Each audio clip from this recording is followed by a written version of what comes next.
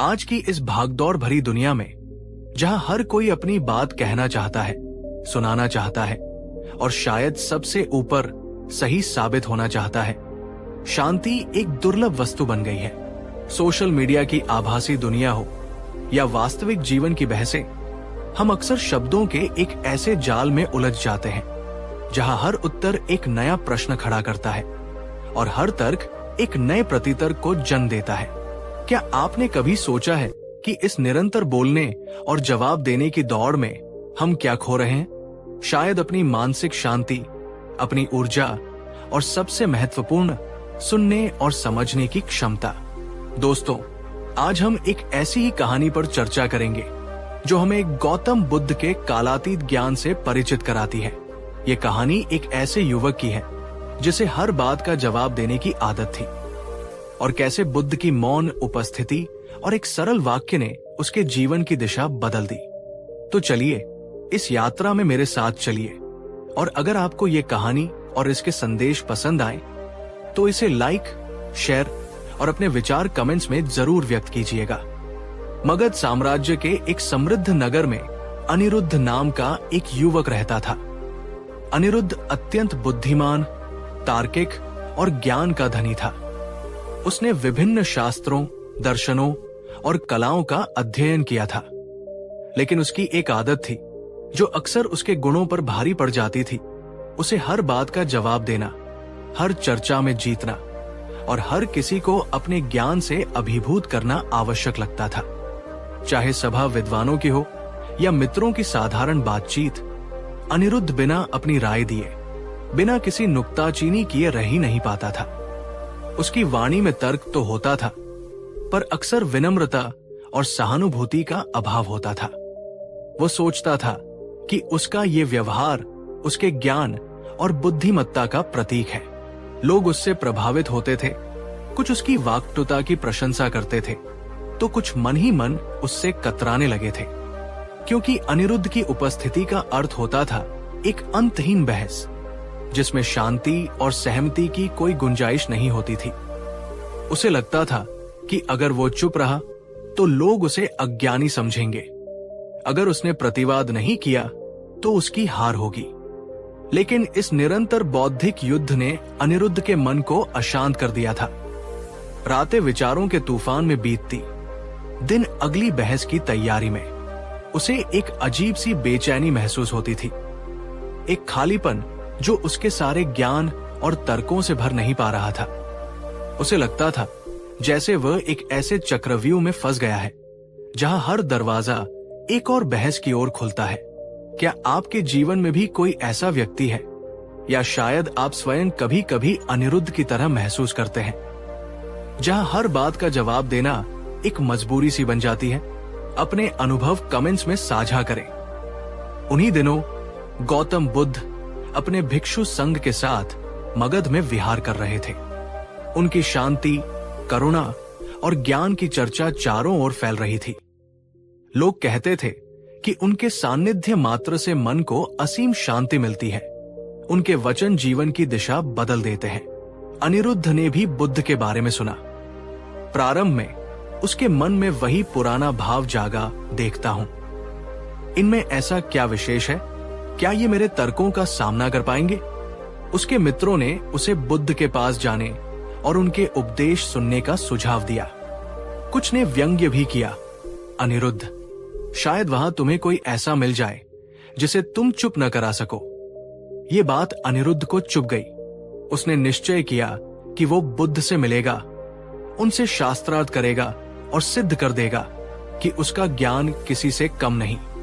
उसके मन में प्रश्नों की एक लंबी सूची तैयार हो गई थी, जटिल दार्शनिक गुत्थियां जिन्हें वो बुद्ध के समक्ष रखकर उन्हें निरुत्तर करना चाहता था। एक सुबह वो उस आम्रवन की ओर चल पड़ा जहां बुद्ध अपने शिष्यों के साथ ठहरे हुए थे।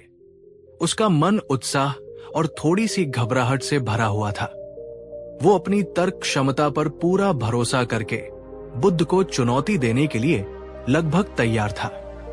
दोस्तों, क्या आपको लगता है कि ज्ञान का प्रदर्शन ही बुद्धिमत्ता की असली पहचान है, या बुद्धिमत्ता कुछ और है? इस पर अपनी राय जरूर दें। और हाँ, कहानी पसंद आ रही हो तो एक लाइक तो बनता है। जब अनिरुद्ध आम्रवन पहुंचा तो उसने देखा कि बुद्ध एक विशाल वृक्ष के नीचे शांत भाव से बैठे हैं। उनके चेहरे पर एक अद्भुत तेज और सौम्यता थी। उनके चारों ओर भिक्षु और कुछ गृहस्थ अनुयायी शांति से उनके उपदेश सुन रहे थे। वातावरण में एक अजीब सी पवित्रता और शांति व्याप्त थी, जो अनिरुद्ध के अशांत मन के ठीक विपरीत थी। जैसे ही बुद्ध ने अपना प्रवचन समाप्त किया और प्रश्नों के लिए किया, अनिरुद्ध तुरंत उठ खड़ा हुआ। उसकी आवाज में थोड़ी अकड़ थी। तथागत, उसने ऊंचे स्वर में कहना शुरू किया, मैंने आपके बारे में बहुत सुना है। लोग कहते हैं कि आपके पास सभी प्रश्नों के उत्तर हैं। मैं आपसे कुछ गूढ़ दार्शनिक प्रश्न पूछना चाहता हूं, जिनका समाधान आज तक कोई नहीं कर पाया। बुद्ध ने शांति से उसकी ओर देखा। उनके होठों पर एक हल्की सी मुस्कान थी। उन्होंने कोई उत्तर नहीं दिया, बस मौन दृष्टि से उसे देखते रहे। अनिरुद्ध को यह चुप्पी थोड़ी अजीब लगी, लेकिन उसने इसे अपनी जीत का पहला संकेत माना। क्या आप मेरे प्रश्नों से भयभीत हैं? उसने थोड़ा और उत्तेजित होते हुए कहा। फिर उसने एक के बाद एक जटिल प्रश्न पूछने शुरू कर दिए। आत्मा का स्वरूप, जगत की उत्पत्ति, निर्वाण का मार्ग, कर्म का सिद्धांत। वो हर प्रश्न को विस्तार से समझाता, उसमें विभिन्न मतों का खंडन करता और अपनी श्रेष्ठता सिद्ध करने का प्रयास करता। वो बोलता रहा। उसकी आवाज तेज होती गई, उसके हाव भाव आक्रामक होते गए। वो बुद्ध को उकसाने की कोशिश कर रहा था, उन्हें बहस में खींचना चाहता था। बुद्ध के शिष्य कुछ असहज होने लगे, लेकिन बुद्ध ने उन्हें हाथ के संकेत से शांत रहने को कहा। वे बस अविचल, शांत, एक कोमल मुस्कान के साथ अनिरुद्ध को सुनते रहे। उन्होंने न तो सहमति में सिर हिलाया, न असहमति में। वे बस उपस्थित थे, एक साक्षी की तरह। क्या आपने कभी ऐसी स्थिति का सामना किया है जहां किसी की चुप्पी आपके शब्दों से ज्यादा शक्तिशाली साबित हुई हो? उस अनुभव के बारे में हमें बताएं। और हाँ, कहानी को अपने दोस्तों के साथ शेयर करना न भूलें, ताकि वे भी इस चर्चा का हिस्सा बन सके। काफी देर तक बोलने के बाद अनिरुद्ध का गला सूखने लगा। उसने जितने भी तर्क और प्रश्न तैयार किए थे, सब कह डाले थे, लेकिन बुद्ध की ओर से कोई प्रतिक्रिया नहीं आई थी। न प्रशंसा, न आलोचना, न कोई प्रति प्रश्न, बस वही शांत, करुणामय दृष्टि। अब अनिरुद्ध को थोड़ी घबराहट होने लगी। ये उसकी अपेक्षा के विपरीत था। वो तो सोच रहा था कि बुद्ध उसके तर्कों का जवाब देंगे, एक जोरदार शास्त्रार्थ होगा और अंत में वो विजयी होगा। लेकिन यहां तो युद्ध शुरू होने से पहले ही समाप्त हो गया था, या यूं कहें कि बुद्ध ने युद्ध में भाग लेने से ही इनकार कर दिया था। उसकी सारी ऊर्जा, सारा उत्साह धीरे धीरे कम होने लगा। जिन तर्कों पर उसे इतना गर्व था, वे बुद्ध की मौन उपस्थिति के सामने खोखले लगने लगे। उसे ऐसा महसूस हुआ जैसे वो एक खाली कमरे में चीख रहा हो, जहां उसकी आवाज दीवारों से टकराकर उसी के पास लौट रही थी। कुछ देर और वो बड़बड़ाता रहा, अपनी बात को दोहराता रहा, लेकिन अब उसकी आवाज में पहले जैसी दृढ़ता नहीं थी। वो थकने लगा था, न केवल शारीरिक रूप से बल्कि मानसिक रूप से भी। उसे समझ नहीं आ रहा था कि क्या करे। क्या वो और प्रश्न पूछे या अपनी हार मान ले? लेकिन हार मानने के लिए तो कोई मुकाबला ही नहीं हुआ था। बुद्ध अब भी उसी शांत भाव से उसे देख रहे थे। उनकी आंखों में न उपहास था, न दया, बस एक गहरी समझ थी, जैसे वे अनिरुद्ध के मन की उथल पुथल को देख पा रहे हों। ये एक महत्वपूर्ण मोड़ है कहानी में। आपको क्या लगता है, बुद्ध की इस चुप्पी का अनिरुद्ध पर क्या प्रभाव पड़ रहा होगा? अपनी कल्पना का प्रयोग करें और कमेंट में लिखें। अंततः अनिरुद्ध पूरी तरह से मौन हो गया। उसके पास कहने को कुछ नहीं बचा था। वो पसीने से लथपथ, हाफता हुआ वही जमीन पर बैठ गया। सभा में एक गहरा सन्नाटा छा गया। कुछ देर बाद बुद्ध के एक प्रमुख शिष्य आनंद ने अत्यंत विनम्रता से पूछा, भगवन, आपने इस युवक के किसी भी प्रश्न का उत्तर क्यों नहीं दिया? इसने इतने सारे तर्क प्रस्तुत किए। बुद्ध ने अपनी कोमल दृष्टि आनंद पर डाली और फिर अनिरुद्ध की ओर देखा, जो अब थका हुआ और भ्रमित लग रहा था। फिर उन्होंने अत्यंत शांत और मधुर स्वर में कहा, जो उस सन्नाटे में भी स्पष्ट रूप से सुनाई दे रहा था, आनंद, जब कोई क्रोधित हो, उत्तेजित हो या केवल अपनी बात मनवाने के लिए बोल रहा हो, तो उसे जवाब देना व्यर्थ है। इन्हें जवाब मत दो, ये खुद ही थक जाएंगे। उन्होंने आगे कहा, यदि कोई तुम्हें उपहार दे और तुम उसे स्वीकार न करो, तो वो उपहार किसका रहता है? आनंद ने उत्तर दिया, भगवन, वो उपहार देने वाले का ही रहता है। बुद्ध ने कहा, ठीक उसी प्रकार यदि कोई तुम्हें अपशब्द कहे, क्रोध करे या व्यर्थ के तर्क दे और तुम उन्हें स्वीकार न करो, उन्हें अपने मन में प्रवेश न करने दो, तो वे उसी के पास लौट जाते हैं जिसने उन्हें उत्पन्न किया है।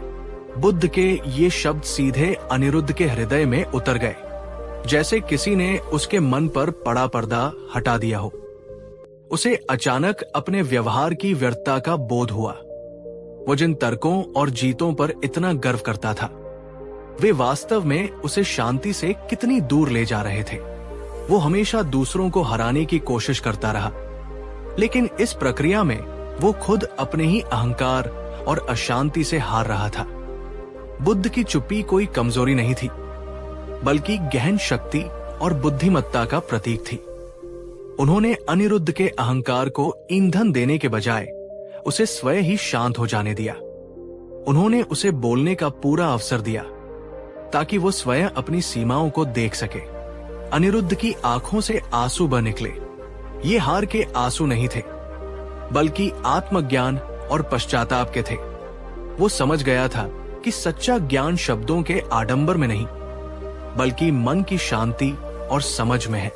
दोस्तों, बुद्ध का ये कथन, इन्हें जवाब मत दो, ये खुद ही थक जाएंगे, आज के संदर्भ में कितना प्रासंगिक है। क्या सोशल मीडिया की बहसों या रोजमर्रा की तकरार में ये सिद्धांत हमारी मदद कर सकता है? अपने विचार अवश्य साझा करें। अगर कहानी आपको प्रेरित कर रही है तो इसे अपने प्रियजनों तक पहुंचाएं, शेयर करें। उस दिन के बाद अनिरुद्ध का जीवन बदल गया। वो बुद्ध के चरणों में गिर पड़ा और उनसे क्षमा याचना की। बुद्ध ने उसे करुणापूर्वक उठाया और अपने संग में शामिल होने का अवसर दिया। अनिरुद्ध ने अपनी पुरानी आदतें छोड़ दी। उसने बोलना कम कर दिया और सुनना अधिक। उसने सीखा कि मौन में कितनी शक्ति है और हर बात का जवाब देना आवश्यक नहीं है। उसने ध्यान और विपश्यना का अभ्यास किया, जिससे उसका मन शांत और स्थिर हुआ। जो ऊर्जा पहले वो व्यर्थ की बहसों में खर्च करता था, अब वो आत्मचिंतन और सेवा में लगाने लगा। कुछ वर्षों में अनिरुद्ध एक प्रज्ञावान और शांत भिक्षु बन गया। उसकी वाणी में अब अहंकार नहीं, बल्कि करुणा और ज्ञान की गहराई होती थी। वो दूसरों को भी यही सिखाता था कि कैसे अनावश्यक टकरावों से बचकर अपनी ऊर्जा को सकारात्मक दिशा में लगाया जा सकता है। वो अक्सर उस दिन को याद करता था जब बुद्ध ने उसे कोई जवाब नहीं दिया था, और कैसे उस मौन ने उसे सबसे बड़ा सबक सिखाया था। वो समझ गया था कि कभी कभी सबसे अच्छा जवाब मौन ही होता है। तो दोस्तों, ये थी अनिरुद्ध की कहानी और बुद्ध की वो शिक्षा जो आज भी उतनी ही महत्वपूर्ण है जितनी 2500 साल पहले थी। आज हम सूचनाओं और विचारों के एक ऐसे महासागर में जी रहे हैं जहां हर कोई अपनी आवाज बुलंद करना चाहता है। सोशल मीडिया पर ट्रोलिंग, अनावश्यक बहसें और हर मुद्दे पर तुरंत प्रतिक्रिया देने की होड़ ने हमें मानसिक रूप से थका दिया है। बुद्ध की ये शिक्षा हमें याद दिलाती है कि हमें हर लड़ाई लड़ने की जरूरत नहीं है। हर उत्तेजना पर प्रतिक्रिया देना आवश्यक नहीं है। कभी कभी चुप रहना, पीछे हटना और सामने वाले को अपनी ऊर्जा स्वयं समाप्त करने देना ही सबसे बुद्धिमानी भरा कदम होता है। इससे न केवल हम अपनी मानसिक शांति और ऊर्जा बचाते हैं, बल्कि हम स्थिति को और बिगड़ने से भी रोकते हैं। ये निष्क्रियता नहीं है, बल्कि एक सक्रिय चुनाव है, शांति का चुनाव, समझ का चुनाव। इसका अर्थ ये नहीं है कि हम अन्याय के प्रति मौन हो जाएं, बल्कि ये है कि हम चुनें कि कब, कहां और कैसे अपनी ऊर्जा का निवेश करना है। व्यर्थ की बहसों में उलझने के बजाय हम उस ऊर्जा का उपयोग रचनात्मक कार्यों, आत्म सुधार और दूसरों की मदद करने में कर सकते हैं। तो अगली बार जब आप किसी ऐसी स्थिति में हो जहां कोई आपको अनावश्यक बहस में घसीटना चाहे, तो बुद्ध के इन शब्दों को याद कीजिएगा। इन्हें जवाब मत दो, ये खुद ही थक जाएंगे। आपको ये कहानी कैसी लगी? इस कहानी का कौन सा हिस्सा आपको सबसे ज्यादा प्रभावित कर गया? और क्या आप इस सिद्धांत को अपने जीवन में अपनाने का प्रयास करेंगे? अपने विचार और अनुभव नीचे कमेंट बॉक्स में जरूर लिखें। अगर ये कहानी आपको मूल्यवान लगी हो तो इसे लाइक करें और अपने मित्रों और परिवारजनों के साथ शेयर करें, ताकि ये संदेश अधिक से अधिक लोगों तक पहुंच सके। याद रखिए, शांति बाहर नहीं, हमारे भीतर है। बस उसे खोजने और सहेजने की आवश्यकता है। धन्यवाद। कहानी 2। दोस्तों, आज की दुनिया में जहां हम हर तरफ से सूचनाओं और विचारों से घिरे हुए हैं, वहां नकारात्मकता भी एक अदृश्य शत्रु की तरह हमारे आसपास मंडराती रहती है। कभी किसी की पीठ पीछे बुराई के रूप में, कभी सोशल मीडिया पर तीखी टिप्पणियों के रूप में, तो कभी सीधे तौर पर अपमानजनक शब्दों के रूप में। ये नकारात्मकता हमारे मन की शांति छीन लेती है, हमारी ऊर्जा को सोख लेती है और हमें आत्मसंदेह में डाल देती है। क्या आपने कभी सोचा है कि इस तरह की नकारात्मकता का सामना कैसे किया जाए? क्या हर ईंट का जवाब पत्थर से देना ही एकमात्र उपाय है, या फिर कोई और अधिक शांत और बुद्धिमत्तापूर्ण मार्ग भी है? आज हम एक ऐसी ही कहानी पर चर्चा करेंगे जो हमें भगवान बुद्ध के जीवन से एक अमूल्य सबक सिखाती है। ये कहानी एक ऐसे शिष्य की है जो लोगों की बुराइयों और आलोचनाओं से त्रस्त होकर बुद्ध की शरण में आता है, और बुद्ध उसे एक ऐसा समाधान बताते हैं जो आज भी हमारे लिए उतना ही प्रासंगिक है। तो चलिए इस प्रेरणादायक यात्रा में मेरे साथ शामिल हो। और हाँ, अगर आपको ये कहानी और इसके पीछे का संदेश पसंद आए तो इसे लाइक करना, अपने विचार कमेंट्स में साझा करना और अपने दोस्तों के साथ शेयर करना न भूलें। श्रावस्ती के जेतवन विहार में, जहां भगवान बुद्ध अक्सर वर्षावास करते थे, विमल नाम का एक युवा भिक्षु रहता था। विमल अत्यंत शांत, विनम्र और अपने ध्यान अभ्यास में लीन रहने वाला भिक्षु था। वो पूरी निष्ठा से बुद्ध के उपदेशों का पालन करता, भिक्षाटन के लिए नियमित रूप से गांव में जाता और प्राप्त भोजन को कृतज्ञता पूर्वक ग्रहण करता। उसका जीवन सरल और अनुशासित था। लेकिन कुछ समय से विमल के मन में एक अजीब सी बेचैनी रहने लगी थी। जब वो भिक्षा के लिए गांव में जाता तो कुछ लोग उसे देखकर फुसफुसाते, उसकी और संघ की आलोचना करते। कुछ कहते, ये देखो, हटे कटे होकर भी काम नहीं करते, बस मुफ्त का खाते हैं। कुछ उसकी युवावस्था पर कटाक्ष करते, इतनी कम उम्र में सब कुछ त्यागने का ढोंग करते हैं। कभी कभी कुछ शरारती बच्चे उस पर पत्थर भी फेंक देते या उसका उपहास उड़ाते। पहले तो विमल इन बातों को अनसुना करने की कोशिश करता, ये सोचकर कि अज्ञानी लोग हैं, क्या समझेंगे। लेकिन धीरे धीरे ये नकारात्मक टिप्पणियां उसके मन पर असर करने लगी। उसके ध्यान में बाधा आने लगी। वो जब आंखें बंद करता तो वही अपमानजनक शब्द उसके कानों में गूंजते। उसे क्रोध आता, दुख होता और कभी कभी आत्मसंदेह भी घेर लेता कि क्या वो सही मार्ग पर है, क्या वो लोगों की अपेक्षाओं पर खरा नहीं उतर पा रहा। क्या आपके साथ भी कभी ऐसा हुआ है कि दूसरों की बातें, उनकी आलोचनाएं आपके मन पर हावी हो गई हो? आपने उस समय कैसा महसूस किया? अपने अनुभव कमेंट्स में जरूर बताएं। विमल ने सोचा कि शायद उसे लोगों को समझाना चाहिए। एक दिन जब कुछ व्यापारी उसका उपहास कर रहे थे कि ये भिक्षु तो समाज पर बोझ है, तो विमल ने रुककर उन्हें बुद्ध की शिक्षाओं और भिक्षु जीवन के उद्देश्य के बारे में बताने की कोशिश की। उसने कहा, हम आत्मशुद्धि और ज्ञान की खोज के लिए ये मार्ग अपनाते हैं ताकि हम स्वयं शांत होकर दूसरों को भी शांति का मार्ग दिखा सके। लेकिन उसकी बातों का उल्टा ही असर हुआ। वे व्यापारी और जोर से हंसने लगे। अरे वाह, हमें शांति का मार्ग दिखाएंगे, पहले खुद तो कुछ कमाना सीखो। एक ने कहा, ये सब ढकोसले हैं, आलसियों के चोचले हैं। विमल का चेहरा लाल हो गया। उसे बहुत अपमानित महसूस हुआ। वो बिना कुछ और कहे वहां से चला आया। उसका मन और भी अधिक अशांत हो गया। उसे लगा कि उसकी अच्छाई, उसकी विनम्रता को लोग उसकी कमजोरी समझ रहे हैं। वो सोचने लगा, क्या मुझे भी इनकी तरह कठोर बनना होगा? क्या मुझे भी इनकी बातों का उन्हीं की भाषा में जवाब देना होगा?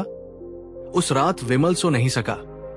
उसके मन में विचारों का द्वंद्व चलता रहा। उसे अपने गुरु भगवान बुद्ध की याद आई। उसे विश्वास था कि केवल बुद्ध ही उसे इस मानसिक पीड़ा से बाहर निकाल सकते हैं। दोस्तों, जब कोई हमारी अच्छी बातों को भी गलत तरीके से ले तो क्या करना चाहिए? क्या बहस में पड़ना सही है या कोई और रास्ता है? इस पर अपनी राय दें। और अगर आप भी विमल की तरह कभी ऐसी स्थिति में फंसे हैं तो इस कहानी को एक लाइक जरूर दें। अगली सुबह विमल ने निश्चय किया कि वो भगवान बुद्ध के समक्ष अपनी व्यथा रखेगा। वो उस समय जेतवन विहार के एक शांत कोने में पहुंचा, जहां बुद्ध अपने कुछ प्रमुख शिष्यों के साथ बैठे थे। बुद्ध के चेहरे पर हमेशा की तरह एक अद्भुत शांति और करुणा छाई हुई थी। विमल ने श्रद्धा पूर्वक बुद्ध को प्रणाम किया और उनके चरणों के पास बैठ गया। उसकी आंखें नम थी और चेहरा उतरा हुआ था। बुद्ध ने अपनी करुणामय दृष्टि विमल पर डाली और स्नेहपूर्वक पूछा, क्या बात है विमल, तुम इतने चिंतित क्यों लग रहे हो? विमल का गला भर आया। उसने धीरे धीरे अपनी सारी पीड़ा बुद्ध के सामने व्यक्त कर दी। उसने बताया कि कैसे लोग उसकी और संघ की बुराई करते हैं, कैसे उसके अच्छे इरादों को भी गलत समझा जाता है और कैसे इन बातों से उसका मन अशांत हो जाता है और ध्यान में बाधा आती है। उसने पूछा, भगवान, मैं क्या करूं? क्या मुझे इन लोगों को सबक सिखाना चाहिए? क्या मुझे उनसे बहस करनी चाहिए ताकि वे सच जान सकें? बुद्ध शांति से विमल की बातें सुनते रहे। उनके चेहरे पर न कोई आश्चर्य था, न कोई निराशा। वे बस एक शांत झील की तरह स्थिर थे, जिसमें विमल के अशांत मन की लहरें प्रतिबिंबित हो रही थी। जब विमल अपनी बात कहकर चुप हुआ तो कुछ देर तक वहां मौन छाया रहा। अन्य शिष्य भी उत्सुकता से बुद्ध की प्रतिक्रिया की प्रतीक्षा कर रहे थे। आपको क्या लगता है, बुद्ध विमल को क्या सलाह देंगे? क्या वे उसे चुप रहने को कहेंगे या उन लोगों से मुकाबला करने को? अपनी भविष्यवाणी कमेंट्स में लिखिए। कुछ क्षणों के मौन के बाद बुद्ध ने अपनी शांत और गंभीर वाणी में कहा, विमल, संसार में ऐसे लोग हमेशा रहेंगे जो बिना सोचे समझे दूसरों की आलोचना करेंगे, जो तुम्हारी अच्छाई में भी बुराई ढूंढेंगे। ये उनकी प्रकृति है, उनकी अज्ञानता है। उन्होंने विमल की आंखों में झांकते हुए कहा, तुम्हें इन लोगों से उलझने की, उन्हें कुछ साबित करने की या उनसे बहस करने की कोई आवश्यकता नहीं है। फिर बुद्ध ने वे सुनहरे शब्द कहे जो आज भी हमारे लिए एक मार्गदर्शक सिद्धांत है। विमल, इन्हें इग्नोर करो, बस इन्हें अनदेखा कर दो। यही इनकी सबसे बड़ी सजा है। विमल आश्चर्य से बुद्ध को देखने लगा। इग्नोर करूं? अनदेखा कर दूं? भगवान, लेकिन इससे वे तो और भी ज्यादा बोलेंगे। उन्हें लगेगा कि मैं डर गया या मेरे पास कोई जवाब नहीं है। बुद्ध मुस्कुराए। विमल, सोचो, जो लोग तुम्हारी बुराई करते हैं वे तुमसे क्या चाहते हैं? वे चाहते हैं कि तुम प्रतिक्रिया दो। वे चाहते हैं कि तुम परेशान हो, क्रोधित हो, दुखी हो। जब तुम उनकी बातों पर ध्यान देते हो, उनसे बहस करते हो, तो तुम उन्हें वही दे रहे होते हो जो वे चाहते हैं। तुम्हारा ध्यान, तुम्हारी ऊर्जा, तुम उन्हें यह महसूस कराते हो कि उनके शब्दों में शक्ति है, वे तुम्हें प्रभावित कर सकते हैं। लेकिन बुद्ध ने आगे समझाया, जब तुम उन्हें पूरी तरह से अनदेखा कर देते हो, जैसे वे तुम्हारे लिए अस्तित्वहीन हो, तो तुम उनसे उनकी शक्ति छीन लेते हो। तुम्हारे मौन और तुम्हारी उपेक्षा से उनके शब्द निरर्थक हो जाते हैं। वे हवा में चिल्लाते रहते हैं, लेकिन उनकी आवाज तुम तक नहीं पहुंचती। कुछ समय बाद जब उन्हें कोई प्रतिक्रिया नहीं मिलेगी तो वे स्वयं ही थक जाएंगे, ऊब जाएंगे और चुप हो जाएंगे। उनकी नकारात्मकता उन्हीं के पास लौट जाएगी, क्योंकि तुमने उसे ग्रहण करने से इनकार कर दिया। बुद्ध ने एक और उदाहरण दिया, विमल, यदि कोई तुम्हें एक उपहार दे और तुम उसे स्वीकार न करो तो वो उपहार किसका रहता है? विमल ने उत्तर दिया, भगवन, वो उपहार देने वाले का ही रहता है। बुद्ध ने कहा, ठीक इसी प्रकार यदि कोई तुम्हें अपनी नकारात्मकता, अपने अपशब्द, अपनी आलोचना का उपहार दे और तुम उसे स्वीकार न करो, उसे अनदेखा कर दो, तो वो नकारात्मकता उसी के पास लौट जाती है। यही उनकी सजा है, अपनी ही नकारात्मकता के साथ अकेले रह जाना। वाह, क्या अद्भुत और शक्तिशाली विचार है। दोस्तों, बुद्ध के इस उपदेश के बारे में आपके क्या विचार हैं? क्या इग्नोर करना वाकई एक सजा हो सकती है? अपनी राय कमेंट में बताएं, और अगर ये बात आपके दिल को छू गई हो तो इसे अपने दोस्तों के साथ शेयर जरूर करें। बुद्ध के शब्द विमल के हृदय में गहरे उतर गए। उसे एक नई दृष्टि मिली। वो समझ गया कि वो व्यर्थ ही उन लोगों के शब्दों को अपने ऊपर हावी होने दे रहा था। वो उन्हें अपनी शांति भंग करने का अधिकार दे रहा था। उस दिन के बाद विमल ने बुद्ध के उपदेश को अपने जीवन में उतारने का निश्चय किया। जब वो अगले दिन भिक्षा के लिए गांव में गया तो कुछ लोगों ने फिर से उसे देखकर ताने कसे, लेकिन इस बार विमल ने उनकी ओर देखा भी नहीं। वो अपने मार्ग पर शांत भाव से चलता रहा, जैसे उसने कुछ सुना ही न हो। उसके चेहरे पर न क्रोध था, न दुख, बस एक सहज शांति थी। शुरू में आलोचना करने वालों को ये अजीब लगा। उन्होंने अपनी आवाज और ऊंची की और तीखे शब्द कहे, ये सोचकर कि शायद विमल ने सुना नहीं। लेकिन विमल अविचल रहा। उसने कोई प्रतिक्रिया नहीं दी। कुछ दिनों तक ऐसा ही चलता रहा। विमल चुपचाप आता, भिक्षा लेता और चला जाता। जिन लोगों को उसकी बुराई करने में मजा आता था, वे अब ऊबने लगे थे। जब उनकी बातों का कोई असर ही नहीं हो रहा था, तो बोलने का क्या फायदा? धीरे धीरे उन्होंने विमल पर ध्यान देना कम कर दिया। कुछ को तो शायद अपनी गलती का एहसास भी हुआ हो कि वे एक शांत और निर्दोष भिक्षु को व्यर्थ ही परेशान कर रहे थे। विमल ने महसूस किया कि उसके मन से एक बड़ा बोझ उतर गया है। अब वो दूसरों की नकारात्मक टिप्पणियों से अप्रभावित रहता था। उसका ध्यान फिर से अपने अभ्यास में लगने लगा। उसके मन में एक गहरी शांति और स्थिरता आ गई थी। उसने बुद्ध के वचनों की सच्चाई का स्वयं अनुभव कर लिया था। अनदेखी करना वास्तव में नकारात्मक लोगों के लिए एक सजा थी और स्वयं के लिए शांति का मार्ग। आज के जमाने में, खासकर सोशल मीडिया पर, जहां ट्रोलिंग और नकारात्मक कमेंट्स आम बात है, बुद्ध की ये शिक्षा कितनी उपयोगी हो सकती है? क्या हम इसे अपनाकर अपनी डिजिटल लाइफ को और शांतिपूर्ण बना सकते हैं? अपने विचार साझा करें। तो दोस्तों, भिक्षु विमल और भगवान बुद्ध की ये कहानी हमें सिखाती है कि जीवन में हर नकारात्मकता का जवाब देना या हर लड़ाई लड़ना जरूरी नहीं है। कभी कभी सबसे शक्तिशाली प्रतिक्रिया होती है कोई प्रतिक्रिया न देना। जब हम नकारात्मक लोगों और उनकी बातों को अनदेखा करते हैं, तो हम न केवल अपनी मानसिक शांति और ऊर्जा को बचाते हैं, बल्कि हम उन्हें ये भी दिखाते हैं कि उनकी नकारात्मकता का हम पर कोई प्रभाव नहीं पड़ता। ये इग्नोर करना कायरता नहीं, बल्कि बुद्धिमत्ता है। ये अपने मन पर नियंत्रण रखने और अपनी शांति को प्राथमिकता देने का कार्य है।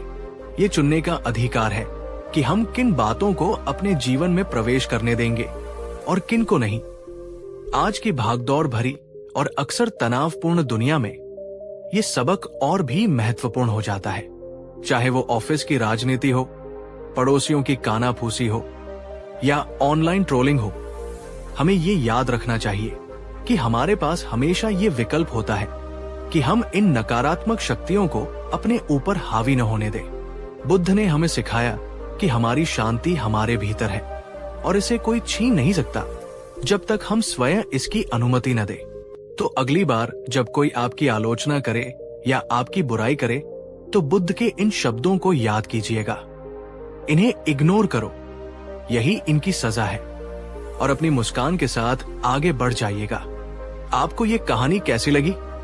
क्या आपने कभी इस सिद्धांत को अपने जीवन में अपनाया है? आपके अनुभव क्या रहे हैं? कृपया अपने विचार, अनुभव और सुझाव नीचे कमेंट बॉक्स में लिखें।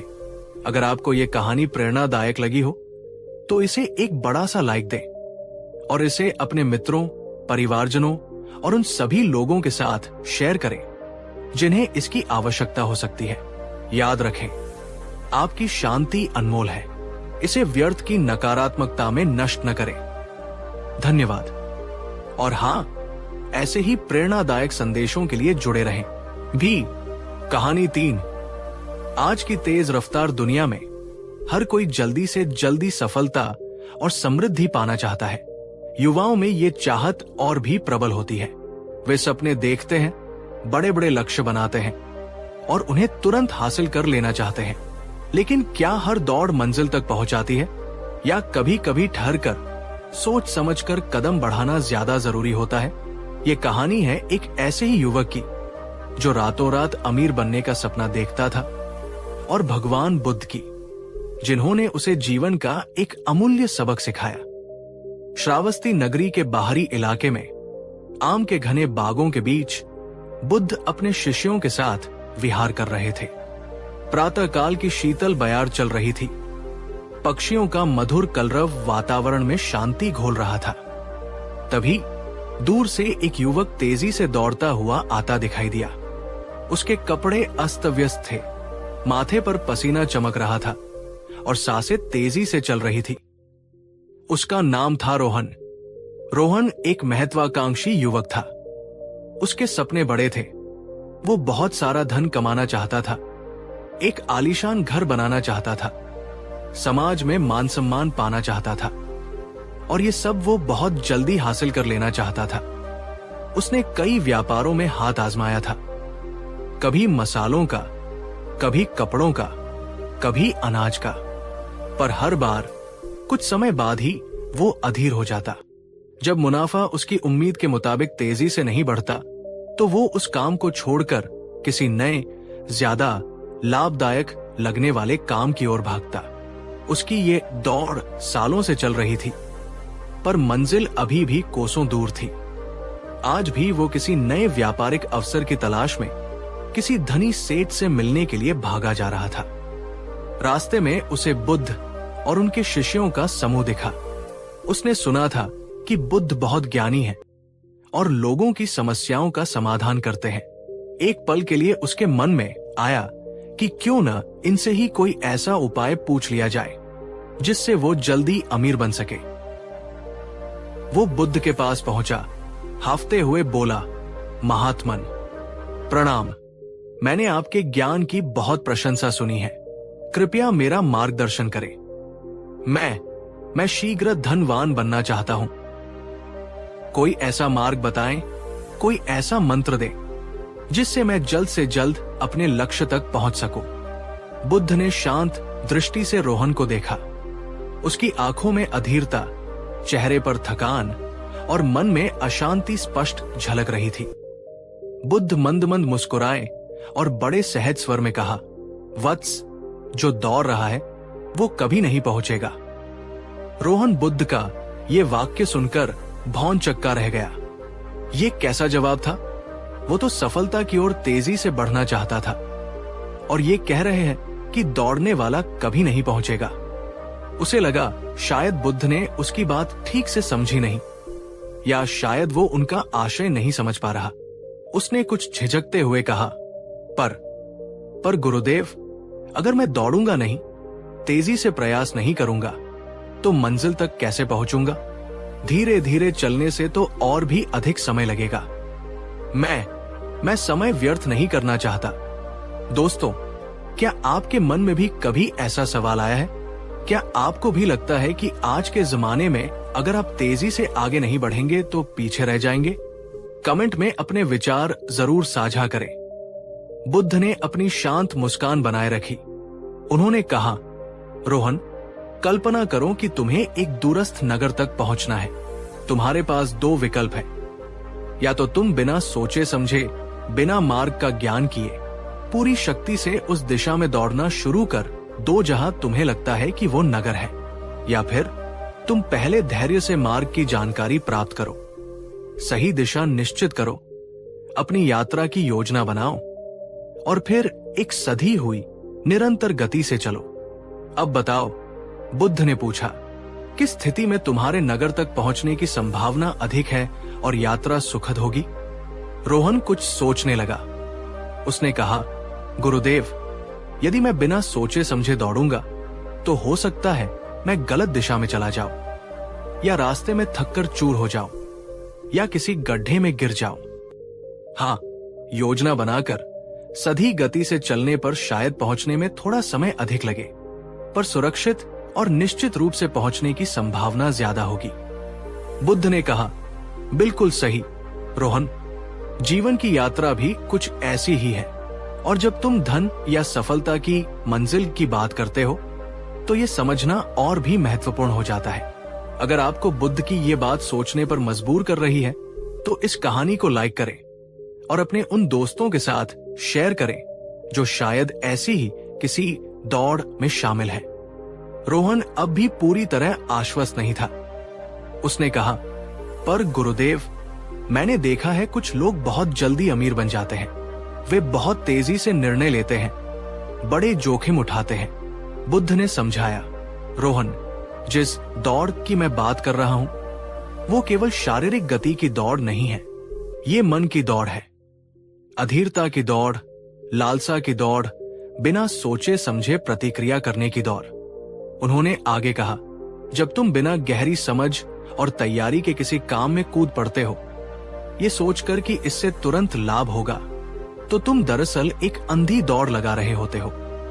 तुम उस काम की बारीकियों को नहीं समझते, संभावित चुनौतियों का आकलन नहीं करते, और जब अपेक्षित परिणाम नहीं मिलते तो निराश होकर उसे छोड़ देते हो और किसी दूसरी चीज के पीछे भागने लगते हो। सोचो, बुद्ध ने उसे एक उदाहरण दिया। एक किसान है जो आज बीज बोता है और कल ही फल की उम्मीद करने लगता है। जब उसे कल फल नहीं मिलते तो वो उन बीजों को उखाड़कर दूसरी जमीन पर नए बीज बो देता है, ये सोचकर कि शायद वहां जल्दी फल मिलेंगे। क्या ऐसा किसान कभी फसल काट पाएगा? रोहन ने न में सिर हिलाया। नहीं गुरुदेव, उसे धैर्य रखना होगा, पौधे को सींचना होगा, उसकी देखभाल करनी होगी, तब जाकर समय आने पर फल मिलेंगे। यही बात तुम्हारे प्रयासों पर भी लागू होती है रोहन, बुद्ध ने कहा। हर कार्य को, हर व्यापार को समय चाहिए होता है पनपने के लिए। उसे तुम्हारे ध्यान, तुम्हारी मेहनत, तुम्हारे कौशल और सबसे बढ़कर तुम्हारे धैर्य की आवश्यकता होती है। जब तुम एक काम को पर्याप्त समय और समर्पण दिए बिना दूसरे की ओर भागते हो तो तुम किसी भी चीज में महारत हासिल नहीं कर पाते, कोई भी जड़ मजबूत नहीं हो पाती। क्या आप भी मानते हैं कि किसी भी क्षेत्र में सफलता के लिए धैर्य और निरंतर प्रयास सबसे ज्यादा जरूरी है? आपकी क्या राय है, हमें कमेंट करके बताएं। अमीर बनने की चाहत और मन की शांति। बुद्ध ने रोहन की आंखों में झांकते हुए पूछा, रोहन, तुम अमीर क्यों बनना चाहते हो? धन से तुम्हें क्या मिलेगा? रोहन ने उत्साह से कहा, गुरुदेव, धन से मुझे सुख मिलेगा, आराम मिलेगा, मान सम्मान मिलेगा। मैं अपनी और अपने परिवार की सभी जरूरतें पूरी कर सकूंगा। मुझे किसी चीज की चिंता नहीं रहेगी। बुद्ध मुस्कुराए, क्या ये सच है रोहन? क्या धन वास्तव में ये सब दे सकता है? मैंने ऐसे कई धनी देखे हैं जिनके पास अपार संपत्ति है पर उनके मन में शांति नहीं है। वे हमेशा और अधिक पाने की चिंता में रहते हैं। उन्हें अपनी संपत्ति खोने का भय सताता रहता है। वे रात को ठीक से सो भी नहीं पाते। और दूसरी ओर मैंने ऐसे साधारण लोग भी देखे हैं जिनके पास बहुत अधिक धन नहीं है पर वे अपने जीवन से संतुष्ट हैं। उनके मन में शांति है, वे वर्तमान क्षण का आनंद लेते हैं। बुद्ध ने समझाया, रोहन, पहुंचना केवल भौतिक संपत्ति जमा कर लेना नहीं है। असली पहुंचना है मन की शांति को पाना, संतोष को अनुभव करना, अपने कर्मों में सार्थकता ढूंढना। और ये सब हड़बड़ी में दौड़ते भागते हुए हासिल नहीं किया जा सकता। जब तुम लगातार दौड़ में रहते हो तो तुम्हारा मन अशांत रहता है। अशांत मन सही निर्णय नहीं ले सकता। अशांत मन अवसरों को नहीं पहचान सकता। अशांत मन वर्तमान के सुखों का अनुभव नहीं कर सकता। तुम हमेशा भविष्य की चिंता में या अतीत के पछतावों में उलझे रहते हो। ये कहानी आपको कैसी लग रही है? बुद्ध के विचार क्या आपको अपने जीवन के बारे में सोचने पर विवश कर रहे हैं? अगर हाँ, तो इसे अपने मित्रों और परिवारजनों के साथ अवश्य शेयर करें। शायद किसी और को भी इससे सही दिशा मिल सके। रोहन धीरे धीरे बुद्ध की बातों की गहराई को समझने लगा था। उसके चेहरे पर अब अधीरता की जगह जिज्ञासा और चिंतन के भाव थे। उसने पूछा, तो गुरुदेव, मुझे क्या करना चाहिए? क्या मुझे अपने सपने छोड़ देने चाहिए? बुद्ध ने कहा, नहीं रोहन, सपने देखना या महत्वाकांक्षी होना बुरा नहीं है। बुरा है अधीर होना और बिना सोचे समझे कर्म करना। तुम्हें दौड़ना बंद करके पहले ठहरना सीखना होगा। ठहरने का अर्थ है आत्मविश्लेषण करना। अपनी क्षमताओं को पहचानो, अपनी कमजोरियों को समझो। जिस भी क्षेत्र में तुम सफलता पाना चाहते हो उसका गहन अध्ययन करो, ज्ञान प्राप्त करो, कौशल विकसित करो। ठहरने का अर्थ है योजना बनाना। अपने लक्ष्य निर्धारित करो, पर उन तक पहुंचने के लिए छोटे छोटे व्यावहारिक कदम तय करो। बड़ी छलांग लगाने की कोशिश करने के बजाय एक एक कदम सावधानी से और मजबूती से रखो। ठहरने का अर्थ है धैर्य रखना। हर बीज को पौधा बनने और फल देने में समय लगता है। अपने प्रयासों को समय दो, असफलताओं से सीखो, निराश होकर मैदान मत छोड़ो। और सबसे महत्वपूर्ण, ठहरने का अर्थ है वर्तमान में जीना सीखो। अपने काम को पूजा समझकर पूरी निष्ठा और आनंद के साथ करो। फल की चिंता में इतने मत डूब जाओ कि कर्म का आनंद ही खो दो। बुद्ध ने अपनी बात समाप्त करते हुए कहा, जब तुम इस प्रकार ठहरकर, सोच समझकर, धैर्य और निरंतरता के साथ अपने लक्ष्य की ओर बढ़ोगे, तभी तुम वास्तव में पहुंचोगे। और ये पहुंचना केवल भौतिक सफलता का नहीं, बल्कि आत्मिक शांति और संतोष का भी होगा। तब तुम्हारी सफलता टिकाऊ होगी और तुम्हारा जीवन आनंदपूर्ण। याद रखो रोहन, बुद्ध ने दोहराया, जो दौड़ रहा है, यानी जो अधीर है, अशांत है, बिना सोचे समझे भाग रहा है, वो शायद भौतिक रूप से कुछ दूरी तय कर ले, पर वो सच्ची शांति और संतोष की मंजिल तक कभी नहीं पहुंचेगा। जो ठहर कर, समझदारी और धैर्य से चलता है, वही वास्तविक अर्थों में अपनी मंजिल पाता है। रोहन बुद्ध के चरणों में नतमस्तक हो गया। उसकी आंखों में आंसू थे।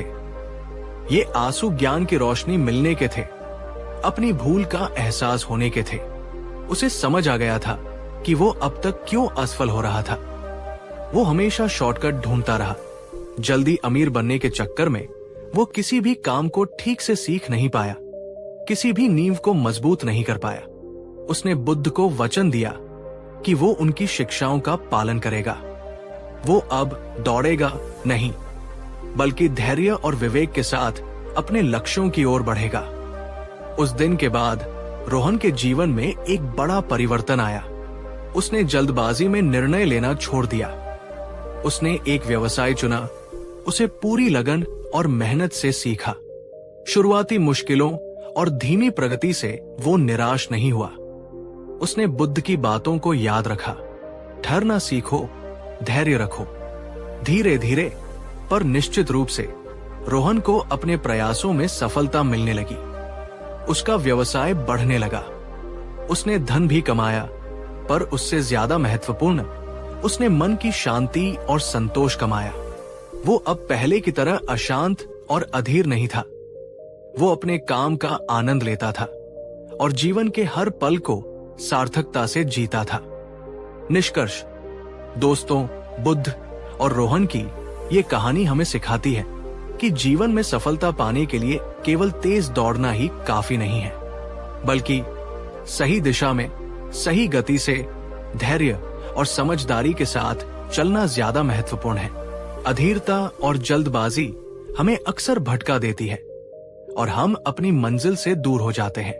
आपके जीवन का लक्ष्य क्या है और उसे पाने के लिए आप कौन सी गति अपना रहे हैं? दौड़ने की या ठहर कर समझदारी से चलने की? हमें अपने विचार कमेंट सेक्शन में जरूर बताएं। ये कहानी हमें ये भी याद दिलाती है कि सच्ची सफलता केवल बाहरी उपलब्धियों में नहीं, बल्कि आंतरिक शांति और संतोष में निहित है। अगर आपको ये कहानी प्रेरणादायक लगी हो तो इसे लाइक करें, अपने दोस्तों और परिवार के साथ शेयर करें और ऐसी ही जीवन बदलने वाली कहानियों और शिक्षाओं के लिए हमारे साथ जुड़े रहें। आपके समय और ध्यान के लिए धन्यवाद। आपका जीवन मंगलमय हो। कहानी 4। हजारों साल पहले, जब दुनिया आज की तरह शोरगुल और भागदौड़ से भरी नहीं थी, तब भी इंसानी मन की उलझनें वैसी ही थी। उन्हीं उलझनों को सुलझाने का मार्ग दिखाते थे भगवान बुद्ध। उनके संग में अनेक भिक्षु थे जो ज्ञान की तलाश में उनके चरणों में समर्पित थे। उन्हीं में से एक था आनंद। ये प्रसिद्ध आनंद से भिन्न एक युवा शिष्य है। आनंद अत्यंत जिज्ञासु था, सीखने को आतुर, पर उसमें एक कमी थी। वो हर छोटे बड़े काम के लिए दूसरों पर निर्भर रहता था। उसकी ये आदत बुद्ध की पैनी दृष्टि से छिपी न रह सकी। बुद्ध जानते थे कि जब तक आनंद आत्मनिर्भर नहीं बनेगा, वो न तो स्वयं के जीवन का मार्गदर्शक बन पाएगा, न ही दूसरों को राह दिखा सकेगा। और एक लीडर के लिए सबसे पहला गुण है आत्मनिर्भरता। एक सुबह, जब सूरज की पहली किरणें मठ के आंगन में सुनहरी चादर बिछा रही थी, बुद्ध ने सभी शिष्यों को एक विशेष प्रयोजन के लिए एकत्रित किया। पास के गांव में एक महामारी फैली हुई थी और कई लोग, विशेषकर बच्चे, बीमार थे। उन्हें एक दुर्लभ जड़ी बूटी की आवश्यकता थी जो केवल घने दुर्गम पहाड़ों की ऊंचाइयों पर ही मिलती थी। बुद्ध ने शांत स्वर में कहा, प्रिय भिक्षुओं, हमें उस गांव की सहायता करनी होगी। किसी एक को उन जड़ी बूटियों को लाने के लिए जाना होगा। मार्ग कठिन है, संकटों से भरा है। सभी अनुभवी भिक्षुओं ने आगे आने की इच्छा जताई। सारिपुत्र, मौदगल्यायन जैसे वरिष्ठ शिष्य भी तैयार थे। तभी बुद्ध की दृष्टि आनंद पर पड़ी, जो हमेशा की तरह दूसरों के पीछे खड़ा, इस उम्मीद में था कि कोई और ये जिम्मेदारी ले लेगा। बुद्ध ने मुस्कुराते हुए कहा, आनंद, इस कार्य के लिए तुम जाओगे। ये सुनकर सभी चौंक गए। आनंद, जो पानी पीने के लिए भी किसी साथी को ढूंढता था। आनंद का चेहरा पीला पड़ गया, उसके हाथ पैर कांपने लगे। पर गुरुदेव, मैं कैसे? उसने हकलाते हुए कहा, मार्ग का मुझे ज्ञान नहीं। और अकेले? बुद्ध ने उसकी आंखों में झांकते हुए कहा, आनंद, जब तक तुम दूसरों के सहारे चलते रहोगे, अपने पैरों की शक्ति को कैसे पहचानोगे? अकेले चलना सीखो आनंद।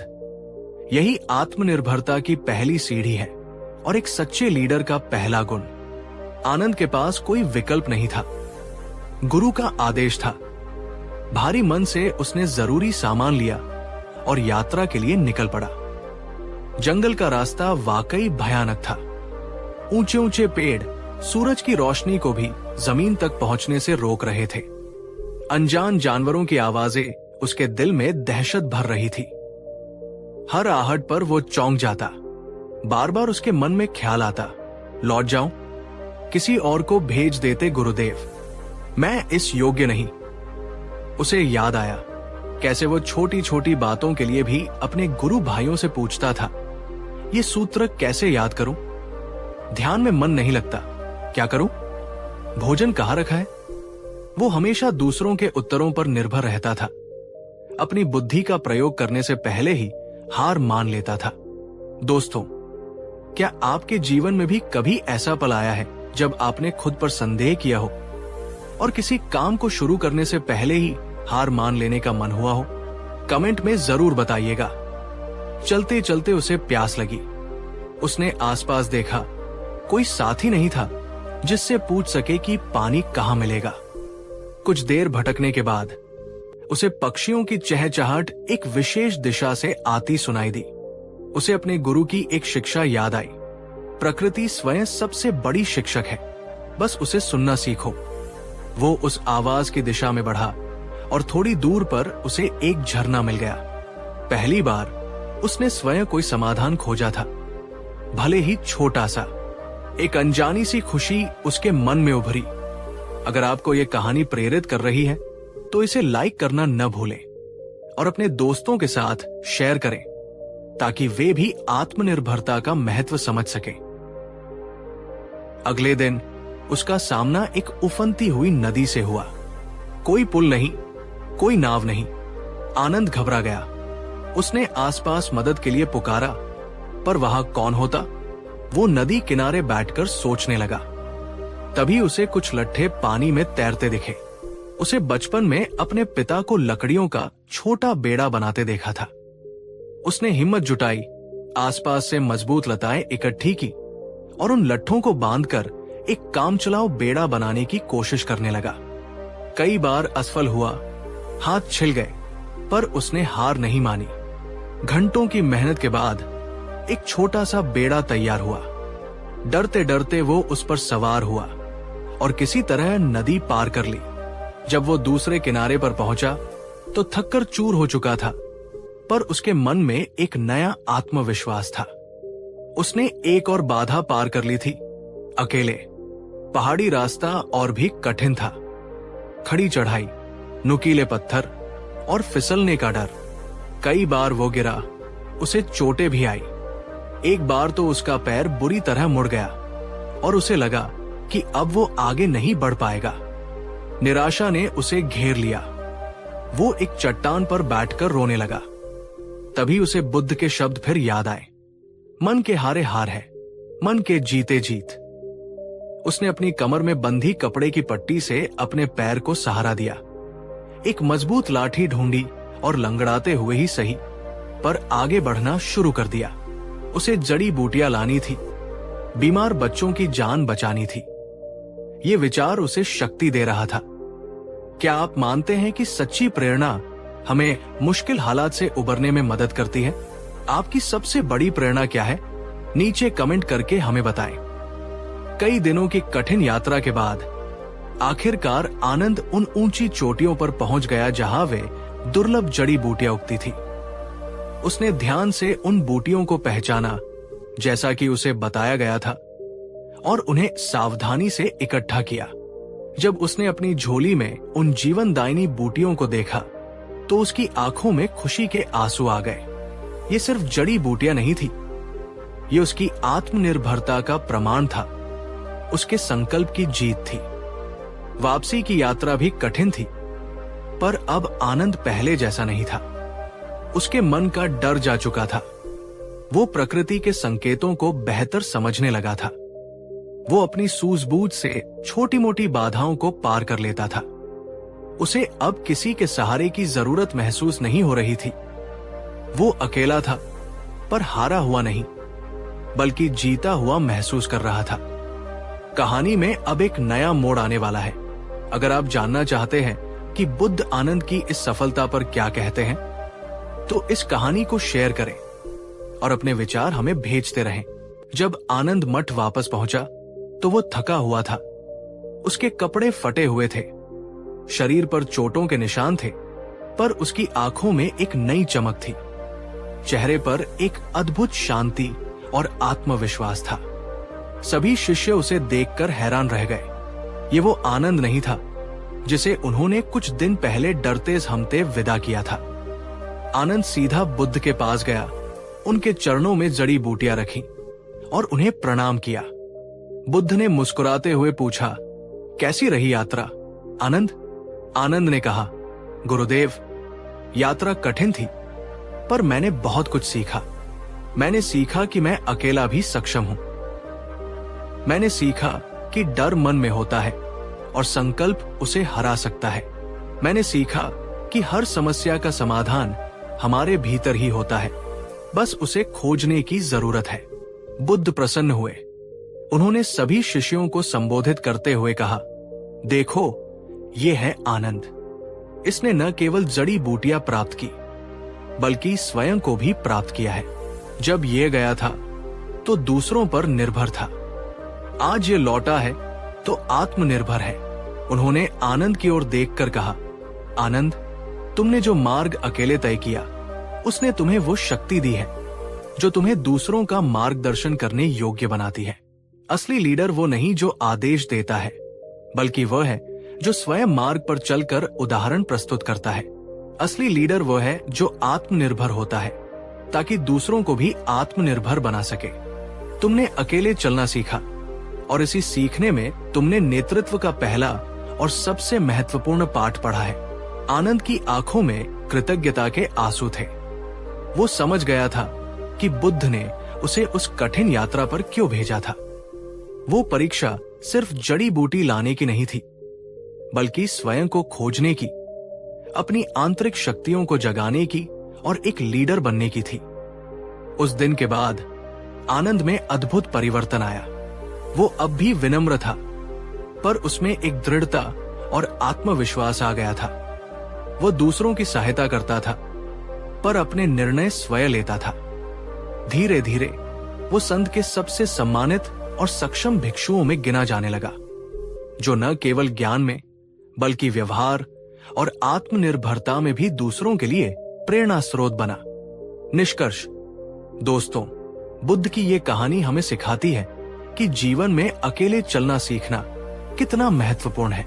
इसका अर्थ ये नहीं कि हम सामाजिक न हों या दूसरों की सहायता न लें। इसका अर्थ है कि हम अपनी क्षमताओं पर विश्वास करें, अपनी समस्याओं का समाधान स्वयं खोजने का प्रयास करें और दूसरों पर अनावश्यक रूप से निर्भर न रहें। जब हम आत्मनिर्भर बनते हैं, तभी हम अपने जीवन के सच्चे लीडर बन पाते हैं और दूसरों को भी सही मार्ग दिखा सकते हैं। आपके अनुसार आज के समय में एक अच्छे लीडर में कौन से गुण होने चाहिए? क्या आत्मनिर्भरता उनमें से एक है? अपने विचार कमेंट बॉक्स में साझा करें। और अगर आपको यह कहानी पसंद आई हो तो इसे अपने प्रियजनों के साथ शेयर करना, लाइक करना और हमारे चैनल पेज को फॉलो करना न भूलें, ताकि हम आपके लिए ऐसी ही प्रेरक कहानियां लाते रहें। आपका बहुमूल्य समय देने के लिए धन्यवाद। आपका दिन शुभ हो। क्या आपका मन भी हर समय भागता रहता है? क्या रात को नींद नहीं आती क्योंकि दिमाग में हजारों विचार घूमते हैं? क्या छोटी छोटी बातें भी आपको बेचैन कर देती हैं? तो रुकिए, आज हम आपको बताने जा रहे हैं गौतम बुद्ध का ऐसा ध्यान मंत्र जो न सिर्फ आपके तनाव को खत्म करेगा, बल्कि आपको एक नई ऊर्जा, नई दृष्टि और आंतरिक शांति से भर देगा। लेकिन एक शर्त है, ये वीडियो अंत तक जरूर देखिए, क्योंकि अंत में हम वो गुप्त सूत्र बताएंगे जिसे खुद बुद्ध ने अपने शिष्यों को केवल मौन में समझाया था। वीडियो पसंद आए तो लाइक जरूर करिएगा और चैनल को सब्सक्राइब करना मत भूलिएगा। तनाव की असली वजह क्या है? बुद्ध ने कहा था, मन ही सब कुछ है, जैसा तुम सोचते हो वैसे ही बन जाते हो। तनाव और चिंता की शुरुआत वहीं से होती है, सोच से। क्या आप खुद से ये सवाल पूछते हैं, अगर ये काम ना हुआ तो क्या होगा? अगर मैं फेल हो गया तो लोग क्या कहेंगे? मेरे पास जो है, क्या वो काफी है? क्या मेरा भविष्य सुरक्षित है? अब आपसे एक सवाल, क्या आपने कभी ध्यान दिया कि 90% चिंता उन चीजों की होती है जो कभी होती ही नहीं? कमेंट में बताइए, आप किस बात को लेकर सबसे ज्यादा तनाव में रहते हैं? बुद्ध का ध्यान मंत्र आनापान ध्यान। बुद्ध ने अपने जीवन में सैकड़ों ध्यान तकनीकें बताई, लेकिन एक ध्यान था जो उन्होंने हर किसी के लिए बताया, आनापान ध्यान, यानी सांस पर ध्यान केंद्रित करना। कैसे करें ये ध्यान? एक शांत जगह चुनिए। 2, पीठ सीधी करके बैठ जाइए। 3, आंखें बंद कर लीजिए। 4, अब अपनी सांस को महसूस कीजिए। सांस अंदर जा रही है, सांस बाहर आ रही है। बुद्ध कहते हैं, जब तुम केवल सांस पर ध्यान देते हो तो मन वर्तमान में आ जाता है। और जहां वर्तमान है वहां चिंता नहीं हो सकती। अब आपसे एक सवाल, क्या आपने कभी दिन में 5 मिनट भी सिर्फ सांस पर ध्यान दिया है? अगर हाँ, तो कैसा लगा? मन को चुप कैसे कराए? आपने सुना होगा, मन बंदर की तरह होता है जो कभी चुप नहीं बैठता। बुद्ध ने इसे चित्त विक्षेप कहा, मन की अशांति, लेकिन समाधान भी बताया। ध्यान के 3 चरण। 1. बिना जजमेंट के अपने विचारों को देखना। 2. विचार आए तो उन्हें रोको मत, जाने दो। 3. फिर से सांस पर ध्यान लाना। जब आप ये अभ्यास करते हैं, धीरे धीरे विचार शांत होते हैं और एक समय ऐसा आता है जब केवल शांति बचती है, अंतहीन, गहराई वाली शांति। अगर ये तकनीक समझ आ रही है तो वीडियो को लाइक जरूर करिए।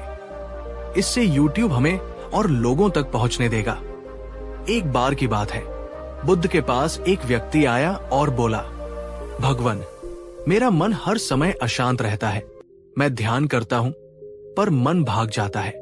क्या मैं असफल हूं? बुद्ध मुस्कुराए और बोले, जब एक कच्चे घड़े को आग में नहीं रखा जाता तो क्या वो मजबूत हो सकता है? ऐसे ही ध्यान भी तपस्या है। उसे बार बार करना पड़ता है। हर बार जब मन भागे तुम उसे सांस पर लाओ। यही अभ्यास है, यही ध्यान है। क्या आपने भी कभी ध्यान करते समय मन को भटकते हुए पाया है? कमेंट में अपने अनुभव जरूर शेयर करें। बुद्ध ने एक बार सिर्फ मुस्कुराकर अपने शिष्य आनंद को ध्यान की सबसे ऊंची अवस्था समझाई। वो शब्द नहीं थे, वो था सिर्फ मौन, सांस की गहराई और एकाग्रता। उस मौन में आनंद ने अनुभव किया, मैं चिंता नहीं हूं, मैं विचार नहीं हूं, मैं तो बस एक साक्षी हूं जो देख रहा है और मुक्त है। यह है ध्यान का असली मंत्र। स्वयं से जुड़ना, खुद को समझना। दिन की शुरुआत कैसे करें? बुद्ध ने कहा, जैसे सुबह की पहली किरण से अंधेरा मिटता है, वैसे ही ध्यान से चिंता मिटती है। तो सुबह उठते ही सबसे पहले 5 मिनट का आनापान ध्यान करें। मोबाइल को हाथ ना लगाएं, बस बैठिए, आंखें बंद कीजिए और श्वास पर ध्यान दीजिए। अगर आप चाहे तो हम आपके लिए 5 मिनट का गाइडेड मेडिटेशन वीडियो भी बनाएंगे। बस नीचे कमेंट में बताइए, यस मेडिटेशन प्लीज। आज दुनिया की टॉप यूनिवर्सिटीज और डॉक्टर्स भी मानते हैं कि ध्यान करने से कोर्टिसोल, टेंशन का हार्मोन, घटता है, दिल की धड़कन सामान्य होती है, ब्लड प्रेशर नियंत्रित रहता है और सबसे अहम, नींद बेहतर होती है। तो अगर आप चाहते हैं एक शांत, संतुलित और जागरूक जीवन, तो आज से ही बुद्ध का ध्यान मंत्र अपनाइए। आज का अभ्यास शुरू कहां से करें?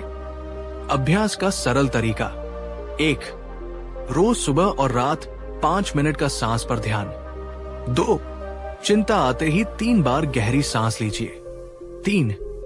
एक दिन मौन का अभ्यास कीजिए, सिर्फ खुद को सुनिए। ध्यान कोई जादू नहीं है, ये एक अभ्यास है और हर अभ्यास से पहले मन कहता है छोड़ दो, लेकिन बुद्ध कहते हैं जाओ थोड़ा और आगे, वही तुम्हें शांति मिलेगी। अगर आप ये अभ्यास शुरू करने वाले हैं तो नीचे कमेंट में लिखिए, मैं आज से शुरुआत कर रहा हूं।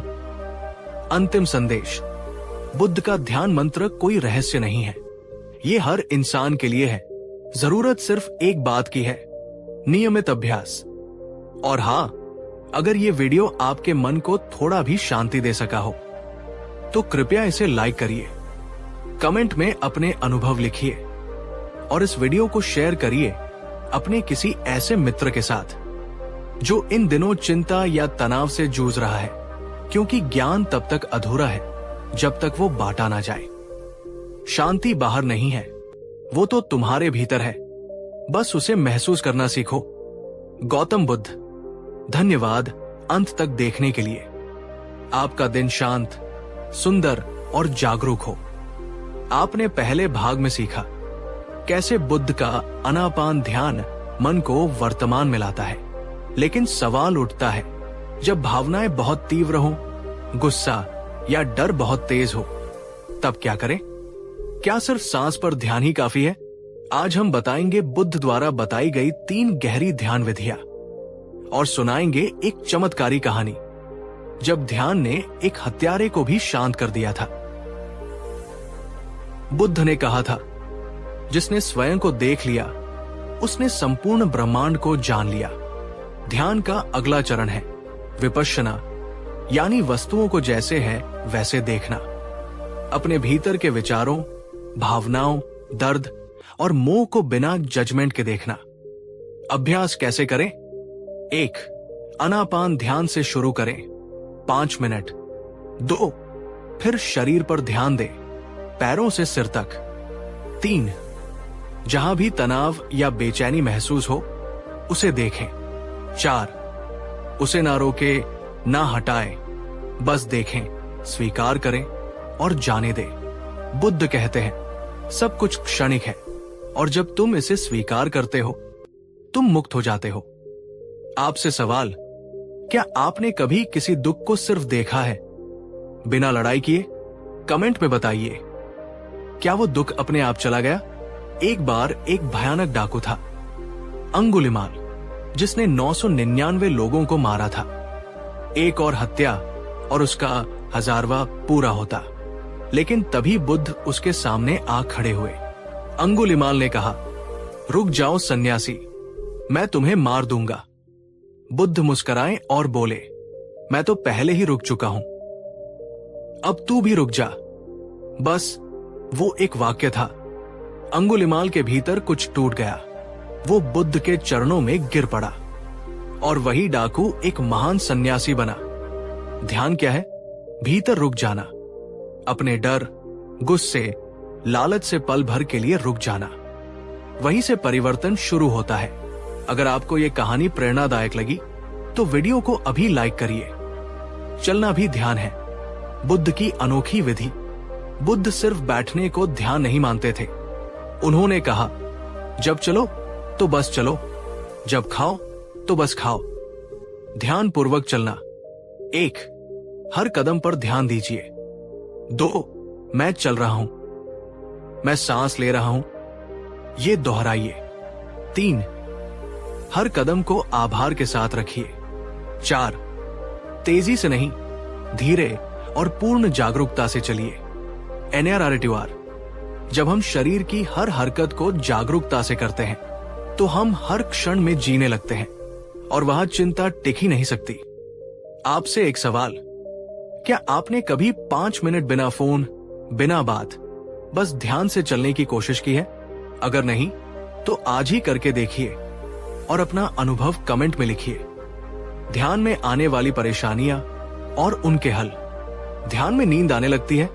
हल, आंखें बंद करने की बजाय हल्का खुला रखें और बैठने की मुद्रा बदलें।